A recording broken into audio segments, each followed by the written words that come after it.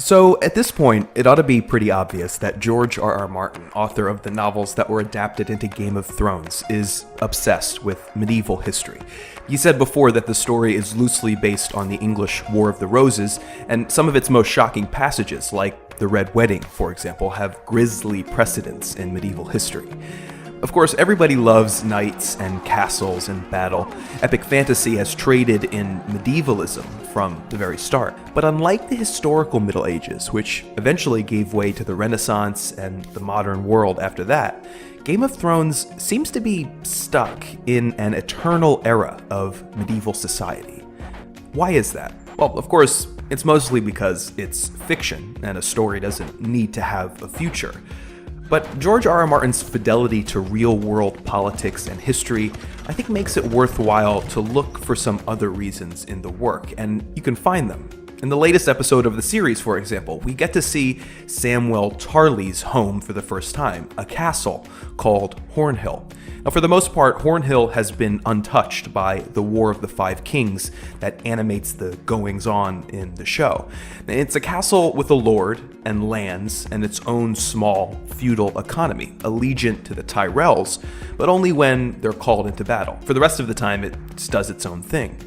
This is a lot like how things were in medieval Europe. Modern states with strong centralized governments had yet to come into existence, and when you wanted to fight a war, you called your bannermen, those who were allegiant to you, you fought the war, and then you split up and went home and waited till the next one. Armies were really expensive, hard to pay for on the subsistence crops of a feudal economy. Castles were all the rage instead.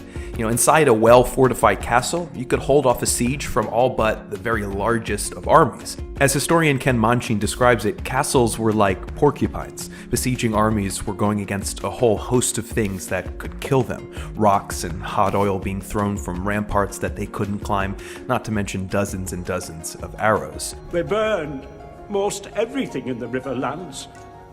Our fields, our granaries, our homes. For this reason, the best strategy for a besieging army was to lure a lord and his men out of a castle by raping and pillaging the surrounding lands, damaging its small economy, and shaming the nobility within.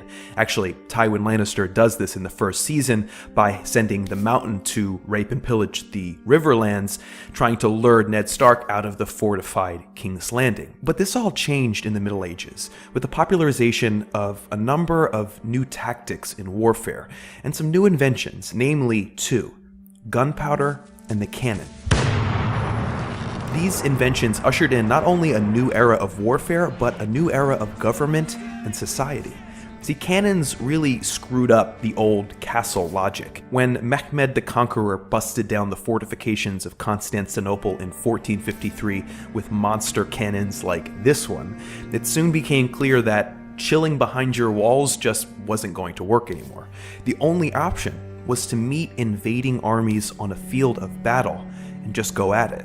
This meant that armies had to grow much larger, which meant that they were going to be much more expensive, which meant that warfare was going to favor the lords that could successfully get the most taxes from the most people. And to do that, you needed an efficient, centralized government. And from centralized governments come the nation-states that we know today. Now let's get back to Westeros for a second. After thousands of years, why hasn't the same natural progression in war and society occurred there? Well, in fact, the world of Game of Thrones did have its own military revolution, but it didn't come in the form of cannons. Town Hall was built to withstand an attack from the land. 1 million men could have marched on these walls, and 1 million men would have been repelled. But an attack from the air with dragon fire, Harren and all his sons roasted alive within these walls. Aegon Targaryen changed the rules.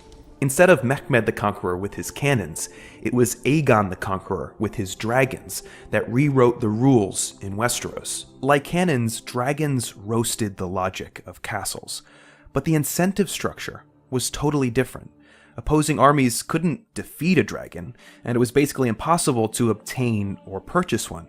I mean, you could try, but that can be a pretty high-risk strategy.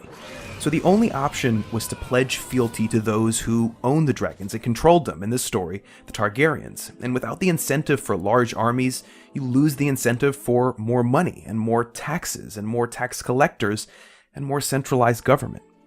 In Game of Thrones, the economics just never pushes the society to its next phase.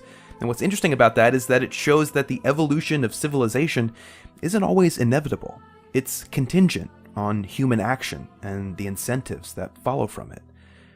Now, of course, at the beginning of the story, dragons have been extinct for something like 150 years, and you can see the desire of would-be rulers to unite all of Westeros into what would be considered by our historians a state. But they're not quite there yet. And of course, we know that the events on the horizon don't bode all that well for progress. Hey everybody, so I really have to say thank you because this channel just crossed 500,000 subscribers.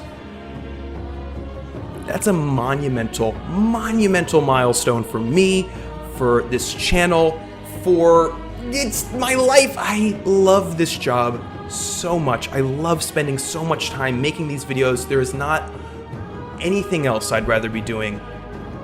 I love you guys. 500,000 people. That's nuts. It's nuts. Man, I just want to keep improving. I want to keep doing better and better work, and I want you guys to continue on this journey with me, and I want to make you proud. Thank you so much. I love you. I'll see you next Wednesday. Oh, and for the first time at VidCon. Thanks, guys.